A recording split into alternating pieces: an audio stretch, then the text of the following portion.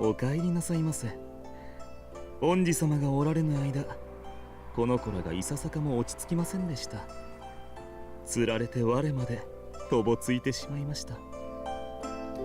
Hello and welcome to this episode of Food Fantasy, the Daily Grind. This is the last time you will hear me say welcome to the Daily Grind, because I have decided to switch this series to a weekly format, because there's just not enough content for me to cover for it to be a daily thing. So I want to free myself to perhaps start another series that is more entertaining to watch on a daily basis and to record on a daily basis, or on a 1 to 2 to 3 day basis. Food Fantasy I will still cover Mondays as the weekly grind. So this is the last time I am going to be covering this in a daily format. So the next time after this one you will see me cover Food Fantasy is on Monday. And I've chosen Monday because most events actually start on Mondays. Mondays is when the new week starts, so I can tell you all the things from the last week. We can go through the rankings that I've achieved last week and so on. Today's episode is gonna be a PvP guide, and I'm sorry that I had that intro there, but we're now earnestly going to talk about PvP. And I personally consider PvP one of the more entertaining parts of the game, but right now it is really not one of my focuses. Maybe if you have watched my videos you will know that I'm currently focusing a lot more on my guild boss and on my world boss teams, because these just pay out more. You do need to do the PvP, you need to get the points, you need to get the medals so you can buy things in the medal store. That is all very important, but it is not that crucial. Still, I think it is a very fun way to compete with other players.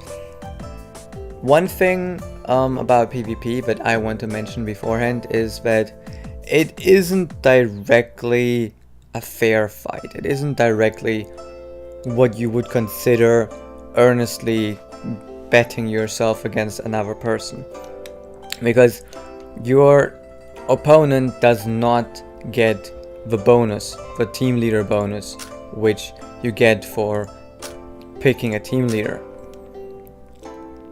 So I'm taking that with a bit of disappointment, because I thought that both sides do get this, but after it has been pointed out to me by someone, I've realized that yes, as the attacker you do have a slight advantage. Anyway, that aside, let's talk about PvP and PvP teams in general. These are very different from the teams I have talked about yesterday. Primarily because PvP is a very different format. You're not fighting one big boss, but you're fighting 5 other food souls. Therefore, anything that has area of effect damage is already a candidate. Now, what things are good to have? Anything that controls your enemy. Silences when you have Peking Duck, or charms when you have Foie Gras, or there's also a stun that you can get with B52. There is of course SRs as well, who have pretty reliable, good crowd control, like Vodka, really good food soul for PvP. Another great food soul for PvP would probably be Mooncake, since you can just upgrade her so fast. And if you combine that with Black Tea, you have some really strong SR food salts in your team. Let's say you don't have Peking Duck, this is probably a really strong matchup as well.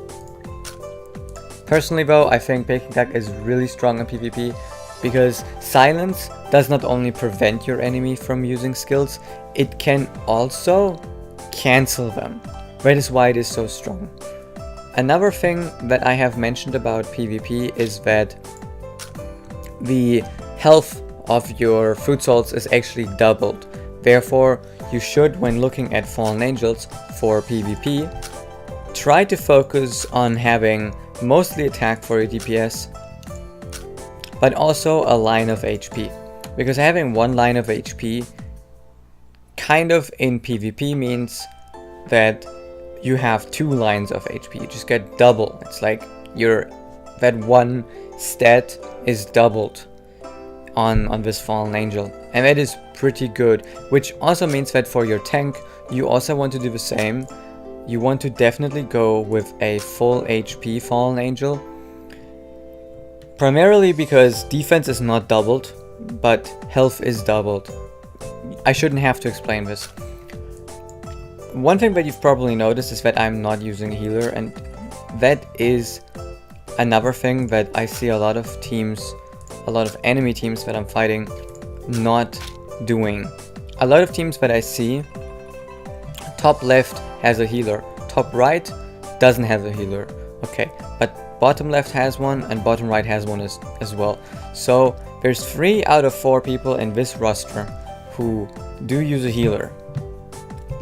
Now why shouldn't you use a healer? It's kind of obvious, but at the same time not so much. In PvP, there's something that's more important than having the best team composition for survivability, and that is always balance. Balance is just always the key here. You want to balance it out. If, for example, an enemy DPS deals 5000 damage per second and your healer only heals 2000 health per second, you're going to lose that fight. However, if you have a DPS that deals 5100 damage while the enemy DPS only deals 5000 damage per second, it is likely that you're going to win. And sad but true, the amount of damage you can get out of one DPS compared to the amount of healing you can get out of one healer is just not the same. One healer is not as strong as one DPS, because whether it is DPS or health per second, if you want to call it that, I don't know, like healing per second, the rate of healing, it doesn't matter, because in the end you have to look at it more like the enemy's health bar is one big chunk and your health bar is one big chunk as well. And if your healer heals 2000 health per second and the entire health bar of your team is, let's say, 10,000, and the enemy's is also 10,000, but instead they have a DPS that deals 5,000 damage, they're gonna burn through your health bar much faster than you're going to burn through theirs, even though technically speaking your health bar with the added of 2000 health from the healing would go and be 12,000 health that your enemy needs to burn. But since he's dealing 3000 more damage than you, or he just has a DPS that influences the HP on both sides by 3000 more than your healer does, he's gonna burn through you much faster. Maybe that was a little bit abstract here. I know that it's a little bit hard to understand if I'm not really showing any graphics or something like that, but I hope you could follow that. And I'm gonna show you this team here because this is a really strong team. This is probably even better than my team. It really just depends on some lucky elements or something like that.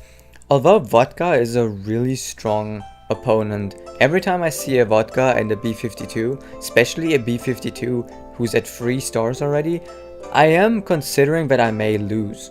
So we're just gonna go in here and I'm gonna talk you through a few of the things. And we're gonna slow down the speed, so I just have a little bit more time to talk while this match is going on. So most and foremost is a good tank. because a tank functions as a sponge, a damage sponge. In the case of PvP, it protects your DPS and increases the amount of damage you can deal to the enemy DPS if you have a tank and they don't have a tank.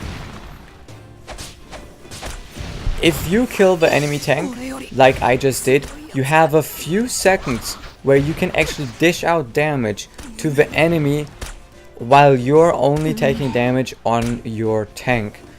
So it is really crucial that your tank survives as long as possible, because the longer he survives, the longer the damage is focused on your tank and not on your damage dealers. Therefore, it is not recommendable, and I always recommend to not use a team of full DPS. You definitely want that tank with the bonus health you get, the doubled health pool.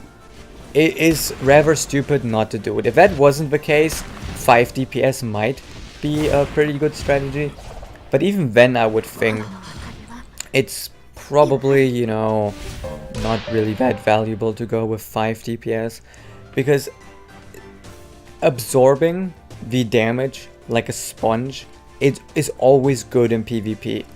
The one thing that's questionable in PvP is always healers. Healers are always a bit sketchy in PvP, whether it is this game or other games.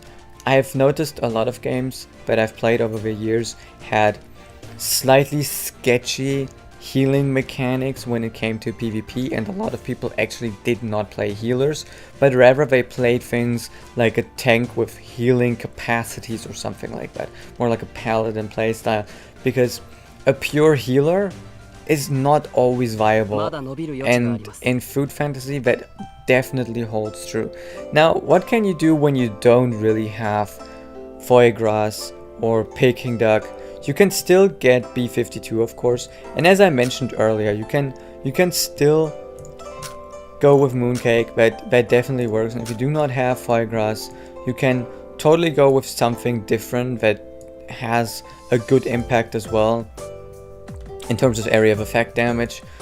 When you're still starting out, coffee is usually a good choice.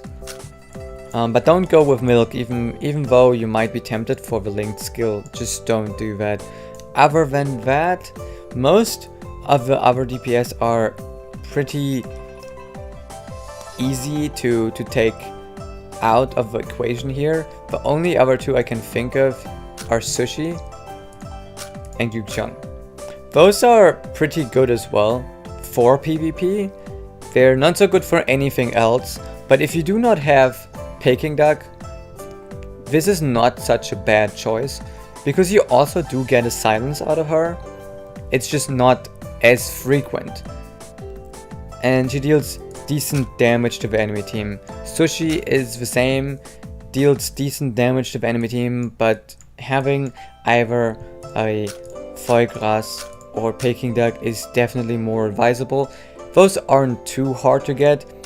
If you're following the beginner's quest line to get foie gras, you should definitely have her. Therefore, this is probably what you can do. And then, as you saw in the last fight, Tom Yum actually can hold his own. So you can probably build something like this fairly easily, even as a free-to-play player. And the reason I have Mooncake in there is because she deals area of effect damage as well, but you could also take that out for something like this or something like that. Once again, that is also really powerful. What is not powerful is something like this. If you have any of the URs that were from events, this is not powerful. I'm always really enjoying when I get to fight against teams that have like a 0-star Tosu, and then they also have a 0-star gingerbread. That is just not strong anymore. That used to be strong when I was still level 40 or something like that, but now it's just not rivaling the 1-stars or even the SRs with 3 or more stars. It just isn't. And I'm realizing that this episode is kind of a little weird, and I apologize for that, but I wanted to at least talk about PvP a bit and give like a slight overview. But I really talk about PvP a lot whenever I actually recorded all my other episodes, so if you followed that, you should already know quite a lot about PvP. Pineapple juice I've thought was pretty good for PvP as well, but since she is so rare, it's not that good. The best tank you can probably have is Gyoza. After that, it's probably Tom Yum or maybe Escargot.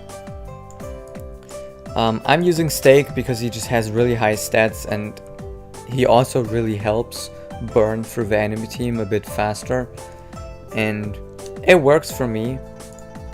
We're just gonna see if we have another interesting fight here. We don't really have another interesting fight here. Yeah. So we're just not gonna bother about that. We're just gonna collect our daily reward. It resets once a day, so you can fight 10 times a day. I would recommend you do it, because even though it's not the most important thing in Food Fantasy, it's still something that you can do. It's still something where you can get rewards. Let's just look. My rank is currently 3284, which, yeah, it could be better, but I'm not really focusing too much on it. I'm often picking fights that are more interesting to watch for me, more interesting enemy team compositions, and sometimes I lose, so I'm not really getting all that many points. As you can see, I only have 2010 points. But interestingly enough, the top 100 is only 583 points above me. So that really isn't all that much. Is it worth it though to try to get higher in the rankings? That really depends. Getting more medals to spend in the store is definitely worthwhile, but the threshold really isn't that high that I would say it's really worth it. Currently I am in this category. I'm getting 400 medals and 50,000 gold. If I get higher than that, it's only gonna be 50 more medals, same amount of gold. So it really isn't worth it for me to try and get higher than that. But I still recommend you just do it. Do it however much you want, because getting 400 medals instead of 300 medals is a bigger step up compared to just 50. So if you can get into those 3,000 to 5,000 top players, that would be probably good. Anything more than that, it's up to you. It's nice getting a frame because I feel like you do get a frame for it. Let's just check here. Fighting. Yeah, top 500 you get a frame, and that is interesting. It probably wouldn't take so much for me to get into the top 500 if I really wanted to. But then again, I don't really care about having that frame yet. Maybe eventually when I have finally upgraded my Peking duck so I can fight stronger teams, that would be a thing. Little thing about Peking duck and foie gras is that they're actually pretty easy to get when you're doing the same rank fusions. They're probably the easiest URs to really get. If you do not have them, vodka is a good choice. Since I do have them though, since I do have Peking duck, I feel like I don't really need vodka. Since I do believe that you just get more oomph out of having the Triforce, as I kind of like to call them, the Peking duck, foie gras, and B52. They're not only the easiest to obtain ultra rares in the game, they're also probably the strongest PvP fighters in the game. Therefore, I really don't see why you wouldn't focus on those. Still, vodka is really powerful, and adding vodka to those three with a good tank would probably be the best case scenario. I have used my vodka shards a lot though, to just do fusions and all that, and I'm still using black tea. So if anything, I kind of wish I would have focused a bit more on vodka. But at the same time, since I usually manage to defeat all the teams that give me the most points, like 9 out of 10 fights a day, I'm not feeling too stressed about really having to focus on vodka just yet, and I am using her shards to really focus on getting more of these UR shards. So I'm always just using her regardless. So we're just gonna fuse here, and as you can see, we probably will get something good out of this. So we got one Peking duck shard, and that's pretty good. We can go in and do that again, and we might even get another one. Let's just see what we can use. I think that's all we can use right now. Yeah. So let's use that and pray for another Peking duck. There we go. Great. See, it's really not all that hard to upgrade these, and ultra rares really gain a lot of stats whenever you level them up. As you just saw, 118 attack from simply ascending is pretty powerful. Another thing that is really important is probably to keep leveling up the skills, just so they are a little bit more viable. In terms of crowd control, skills like this, you probably don't have to level it up all that much. It increases the amount of attack speed you decrease of the enemy, but 72 is really so little, it makes almost no difference. As far as his energy skill goes, that one is really powerful, especially as an area of effect skill. 50% of your attack stat is really powerful if you consider that all 5 enemies are going to be attacked by that. That was all I really wanted to say though, so that's pretty much it, and I will now go and continue recording the new series I'm starting. If you're interested about that, I'm going to play a pretty classic top-down RPG game called Expeditions Vikings. I will probably leave you a link in the description or at the end of this video, so make sure you check that out if you enjoy my videos. And for more food fantasy content, come back every Monday or subscribe to my channel.